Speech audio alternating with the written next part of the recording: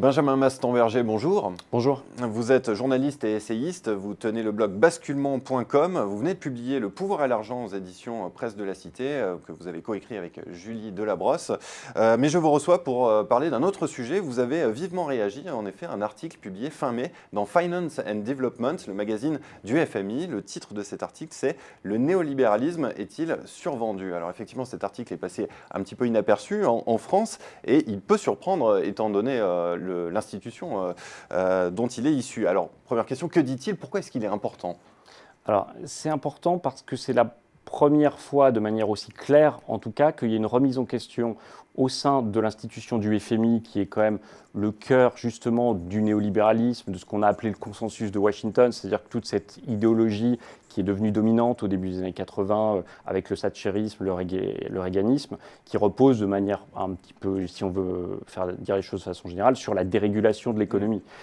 Et donc, il y avait eu dans le passé des moments où les économistes du FMI, des chefs économistes, ou au sein de la recherche économiste du FMI, on avait eu des remises en question parcellaires de telle ou telle politique néolibérale à tel ou tel moment, mais on n'avait jamais eu véritablement un papier théorique qui explique pourquoi le dogme central de l'économie thatchérienne, justement, dont le FMI est quand même le cœur, était pas forcément réel, vrai, en tant que théorie. C'est un petit peu comme si au Vatican, on remettait un petit peu en question les dogmes ou les canons de l'Église. Donc c'est quand même c'est très fort, même si évidemment il faut lire entre les lignes parce que c'est pas totalement clair, mais il y a une remise en question fondamentale du dogme, c'est-à-dire un questionnement sur la validité des principaux préceptes du néolibéralisme, dans cet article des économistes du FMI. Il y a un dogme qui est remis en question, c'est l'austérité notamment.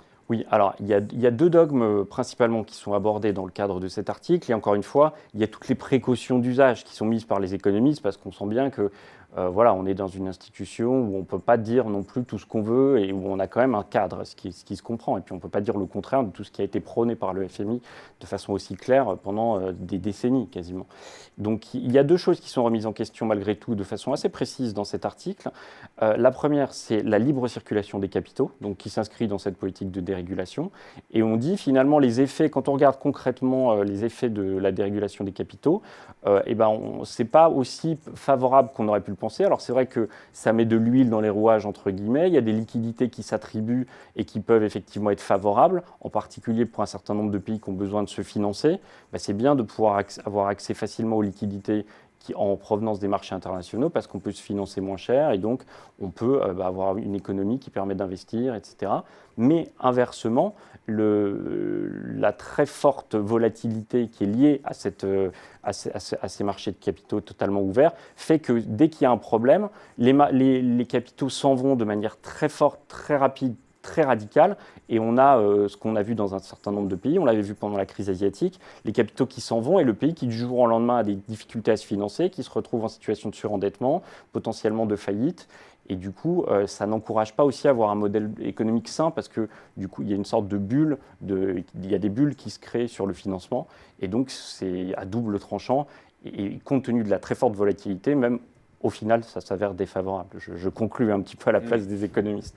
Et le deuxième point, c'est effectivement sur les politiques dites restrictives sur le plan budgétaire, c'est-à-dire des politiques dont l'objet est de faire des économies, de limiter, de restreindre le nombre d'emplois publics, de fonctionnaires, que l'État soit moins important, en se disant finalement si on a une gestion budgétaire très serrée, on va avoir une dette qui va baisser, on va avoir des déficits qui vont diminuer, et finalement ça va relancer la confiance des acteurs. Les acteurs, que ce soit les investisseurs étrangers, que ce soit les consommateurs qui vont se dire je suis dans un pays qui est bien géré, je vais davantage consommer, que ce soit l'État et les entreprises qui vont justement avoir ce facteur positif en termes de confiance qui va relancer l'économie. Alors ce qui est étonnant, c'est que cette priorité à la réduction des déficits, elle a été donnée en Europe, mais pas aux États-Unis qui, eux, se sont sortis de la crise par la relance budgétaire, justement. Alors comment l'expliquer? Est-ce que cette particularité européenne s'explique notamment en raison de la position allemande? Alors, je pense qu'il y a deux choses.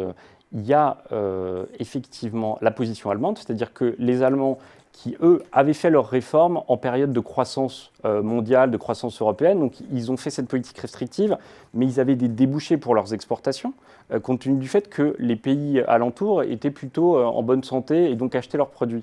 Et donc, les Allemands, eux, ils ont dit, bah, nous, on a fait les réformes, on ne va pas vous permettre indéfiniment de vous financer à crédit sans que vous fassiez les vôtres. Sauf que le problème, c'est que, comme tous les pays européens ont fait ces fameuses réformes en même temps et de manière coordonnée à un moment où, en plus, on était en crise mondiale, bah, du coup, c'est l'économie de la zone euro dans sa globalité qui s'est trouvée en déficit de demande et qui est rentrée dans cette fameuse spirale de déflation, c'est-à-dire plus de demande, plus de croissance. Et au contraire, la dette, malgré les économies qu'on a essayé de faire, a augmenté puisqu'on créait plus de richesses. Et donc les Allemands, eux, ils avaient cette politique qui était une politique qui visait à dire bah, on ne va pas payer pour les autres, et donc ils voulaient que les autres fassent des économies. Donc ils ont imposé l'austérité en Europe.